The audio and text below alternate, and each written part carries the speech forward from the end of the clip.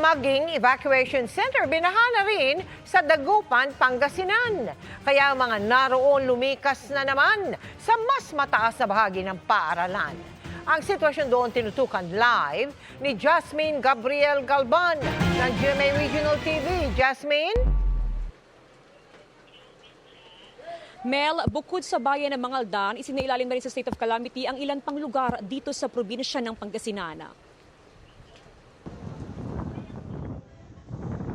Patuloy ang forced evacuation sa barangay Maluwa dito sa Dagupan City. Ang problema, maging evacuation center ay binaha na rin. Kaya naman ang ilang evacuee, iniakyat na sa ikalawang palapag. Ang iba naman, nanatili sa stage ng covered court. Mas lalo pang lalakas yung hangin, kaya kailangan nating ilabas yung ating mga tao. Ayaw natin kasi magkaroon ng casualty dito sa ating barangay, kaya kailangan mailabas natin ang dapat mailabas. Binabaha na rin ng buong bayan ng Kalasyaw. Mahigit 200 pamilya o katumbas ng mahigit 500 individual ang nasa mga evacuation center. As of yesterday po, lahat po ng 24 barangays po ng ating bayan ay meron na pong reported flooding.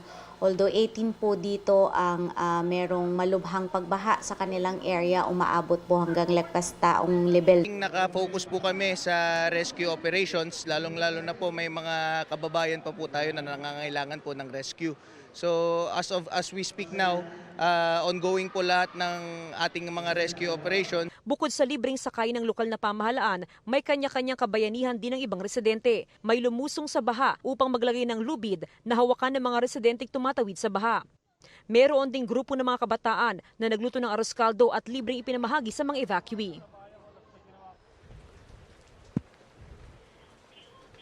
Mel, sa mga oras nga na ito'y nakakaranas ng pabugso-bugsong ihip ng hangin dito sa lungsod ng Dagupan. Samantala, naka-alerto na ang otoridad doon sa possible na epekto ng bagyo. Simula pa kaninang umaga ay tuloy-tuloy na rin yung pag-rescue doon sa mga residenteng nakatira sa mga low-lying barangays at maging sa mga coastal areas. Sa ngayon, sila ay nasa mga evacuation center na. Mel? Maraming salamat sa iyo, Jasmine Gabriel Galban ng GMA Regional TV.